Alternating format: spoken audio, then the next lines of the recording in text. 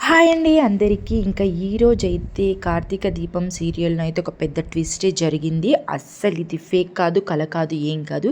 ఇది real real real real అండి. దాసు అయితే వచ్చి అందరి ముందు జోష్న తన కూతురు కాదని అయితే బండారాన్ని అయితే బయట పెట్టేసిండు. అసలు ఏం జరిగింది, ఏం జరగబోతుంది, కాశీ కూడా సేమ్ జోష్న లాగానే మూర్ఖంగానైతే ప్రవర్తిస్తుండనమాట. అదంతా అసలు చూసి తట్టుకోలేకపోయాడు దాసు అయితే. అసలు ఏం చేశాడో ఈ వీడియోలోనైతే మనం తెలుసుకుందాము. అసలు ఎలా చెప్పాడు, ఎందుకు చెప్పాడు, అంత ఆవేశంగా ఎందుకు వెళ్ళాడు. ఆల్రెడీ కార్తీక్ చెప్పాడు కదా ఇది మంచి టైం కాదు, వద్దు అని. మళ్ళీ అసలు ఎందుకు ఊరుకోకుండా మళ్ళీ ఎందుకు వెళ్ళి చెప్పాడో ఈ వీడియోలో తెలుసుకుందామండి. ప్లీజ్ తెలుసుకునే ముందు ఛానల్ని సబ్స్క్రైబ్ చేసుకోండి, వీడియోని ఒక లైక్ చేసి ఎండ్ వరకు చూడండి. ఖచ్చితంగా వీడియో ఎండ్ వరకు చూసిన తర్వాత వావ్ అనాల్సిందే మీరు. అంత బాగుంటుంది. మీరు ప్రతి ఒక్కరు ఎదురు చూసే సీన్ అని చెప్పొచ్చు.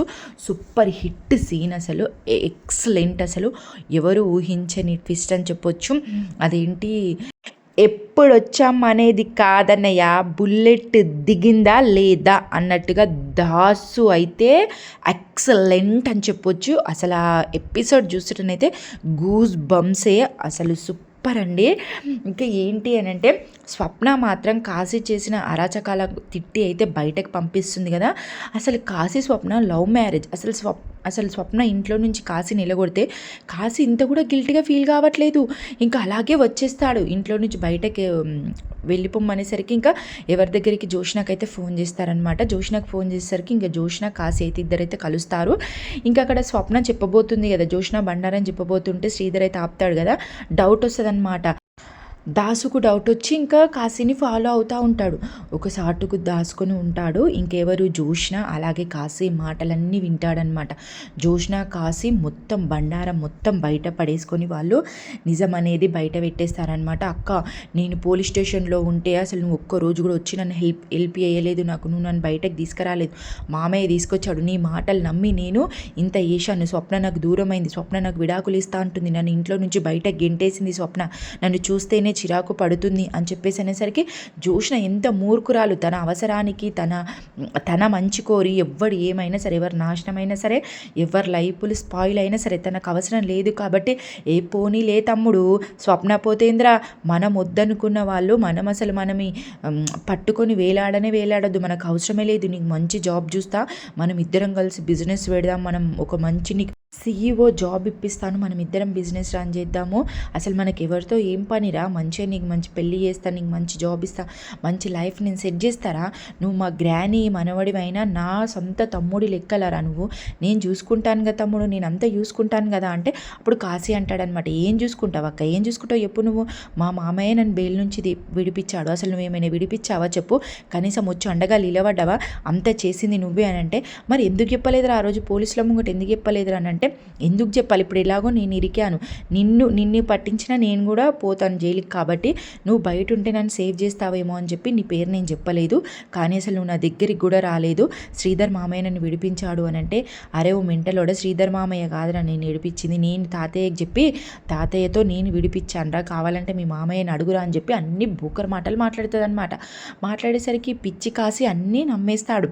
నమ్మేసరి అవునా అక్క, నిజమా అక్క అని అంటే, నీ మాటలు నమ్మొచ్చానని, నిజం తమ్ముడు నిజం, నువ్వంటే నాకు ప్రాణం రా, నేను ఒక్కసారి మనిషిని ప్రేమిస్తే వాళ్ళ కోసం ఏదైనా చేస్తాను రా అని అంటే, మరి ఫుడ్ కల్తీ వేసింది ఇవ్వాలి చెప్పు, నువ్వు చెప్తేనే కదా ఆయన వేసింది అని అంటే, అవును చేశాడు అని చెప్పేసి అంటాడనమాట. అన్న తర్వాత జోష్న అయిందంటే ఆయన నుంచి రాబట్టనీకి ట్రై చేస్తుంది అనమాట.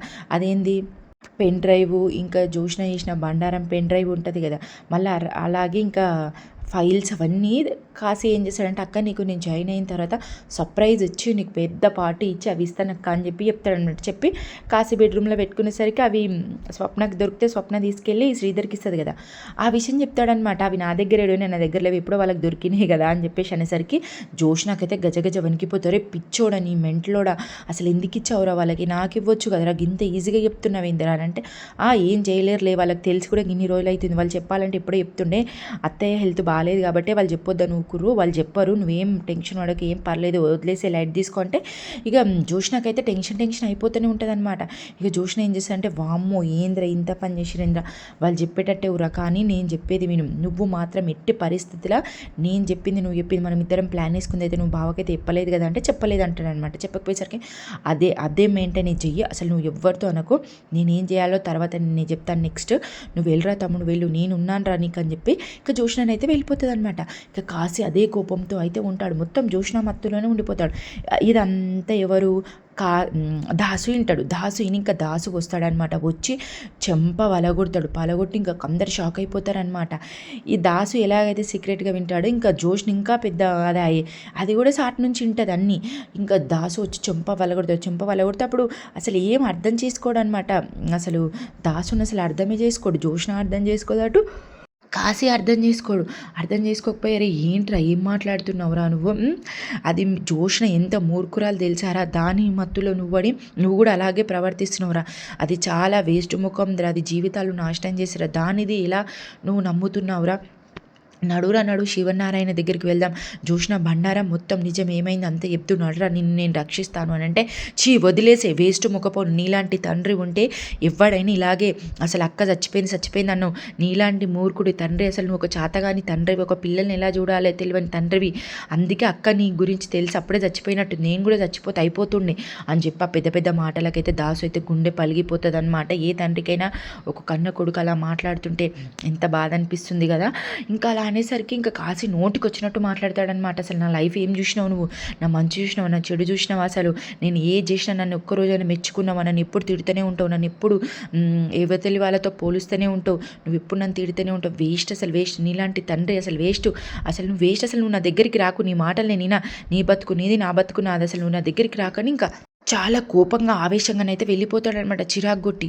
కదంతా తట్టుకోలేడు అసలు దాసు అయితే. వామ్మో ఏంటి కాశీని ఇంత మూర్ఖంగా చేసిందేంది, అసలు జోష్నానే అలా చేసిందంటే ఈమె కూడా ఇప్పుడు కాశీగాడు కూడా అలాగే తయారయ్యాడు, వామ్మో దీని దగ్గర వదిలేసి వీడు కూడా అలాగే మూర్ఖంగా ప్రవర్తిస్తున్నాడు అని చెప్పేసి ఇంకా ఏం చేశాడంటే, వద్దు వామ్మో వీళ్ళ అరాచకాలను వీని బండారాన్ని మొత్తం బయట పెట్టేసా, లేకపోతే నా కొడుకును కూడా ఆగం చేసేటట్టుంది అని చెప్పేసి ఇంకా తన ఆవేశాన్ని తట్టుకోవడనమాట. ఇప్పుడే నిజం వెళ్ళి చెప్తాను, ఏదైతే అదైతే అసలు ఊరుకోను అని అయితే అనుకుంటాడనమాట. అనుకొని ఇంక అప్పుడే కార్తిక్కి ఫోన్ చేశాడు, ఎందుకైనా చెప్పాలి కార్తిక్ అని చెప్పి ఇక దీప కార్తిక్ ఇద్దరైతే మాట్లాడుకుంటూ ఉంటారు వాళ్ళ బెడ్రూమ్లోనైతే. నైట్ అయిపోతుంది అనమాట.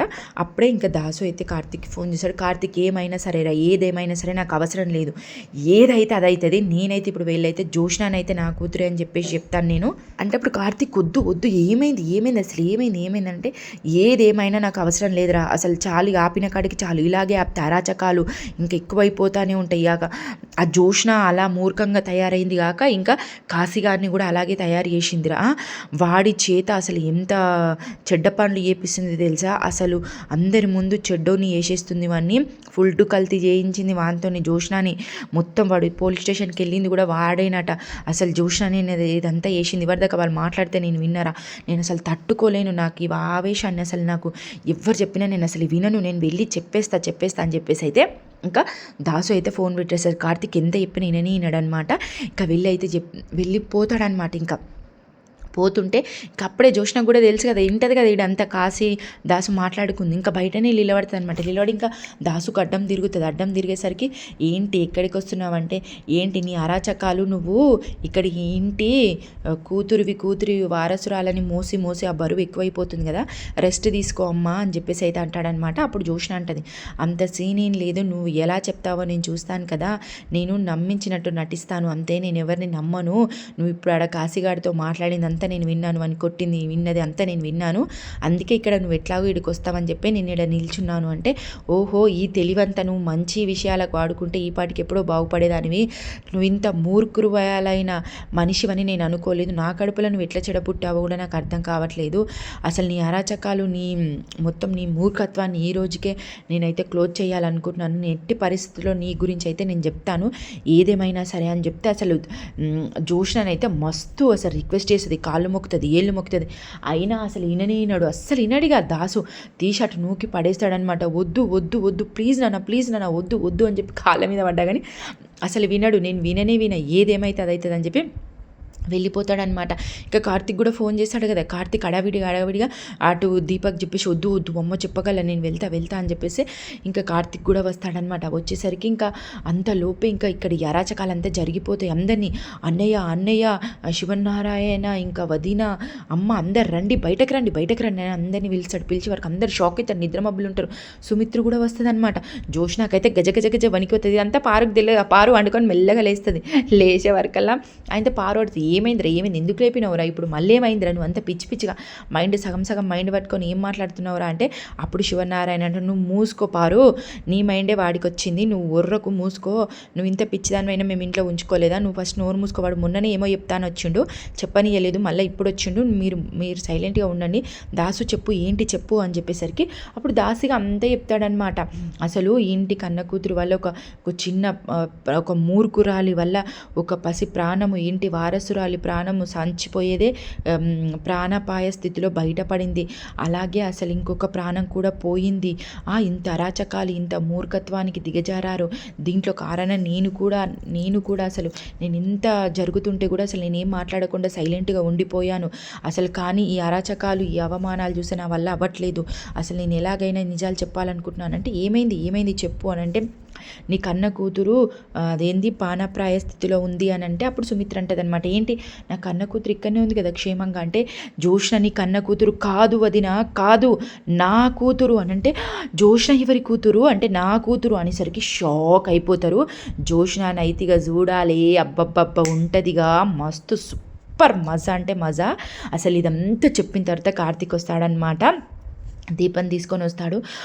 ఏం మాట్లాడుతున్నావు అసలు, ఏంటి దాసు నువ్వు మాట్లాడేది ఏంటి, అసలు బ్రెయిన్ ఏమైనా పనిచేస్తుందా నీకంటే నిజం చెప్తున్నాను, నిజం మాట్లాడుతున్నాను, అందుకే నిన్ను సంపాలని చూసింది, ఇంకా అక్కడ ఫుడ్ కల్తీ చేసింది, అలాగే ఇంకా బిజినెస్ డెవలప్మెంట్ కాకుండా లో చేయడానికి చూసింది, అసలు మీ మీద ఒక్కరోజైనా ప్రేమ అనేది చూపిస్తలేదు, ఆప్యాయత అనేది చూపిస్తలేదు, ఇంట్లో నుంచి బయటకు వెళ్ళిపోవాలనుకుంది, అందుకే అసలు ఇది కాదు కన్న కూతురు నా కూతురు, అసలు ఇదంతా చేసింది మా అమ్మ నా మనవరాలు పెద్ద స్థాయిలో ఉండాలి అని చెప్పి నీ కన్న కూతురిని పేదవాళ్ళకు అప్పచెప్పి చంపేయాలని చూసింది, కానీ బ్రతికి బయటపడింది.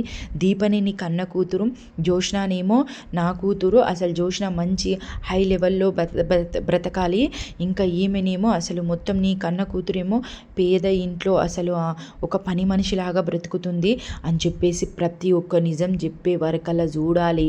ఇంకా ఎపిసోడ్ ఎలా ఉంటుంది మామ ఊహించుకోండి. నిజం చెప్తున్నాను కదా, ఇదైతే రియల్, అస్సలు ఫేక్ కాదు, ఇదైతే నిజం. అసలు వామ్మో గూజ్ బంప్స్ అని చెప్పొచ్చు. ప్రతి ఒక్కరు ఎదురు చూసే సీను, అబ్బా ఇది కదా మనకు కావాల్సింది అని చెప్పేసి అప్పుడే ఇంకా దీప ఇంకా కార్తీక్ ఎంట్రీ అయితే ఇచ్చేస్తారనమాట.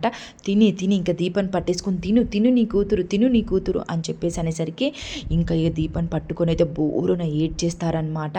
ఇంకా దశరథ ఇంకా శివనారాయణ అయితే ఇంత మూర్ఖురాలివా పారు, అసలు నువ్వేనే ఇదంతా చేసిందని చెప్పి ఇద్దరి చెంపలు వలగొట్టి ఇంకా ఇంట్లో నుంచి అయితే బయట గెంటేస్తాడనమాట.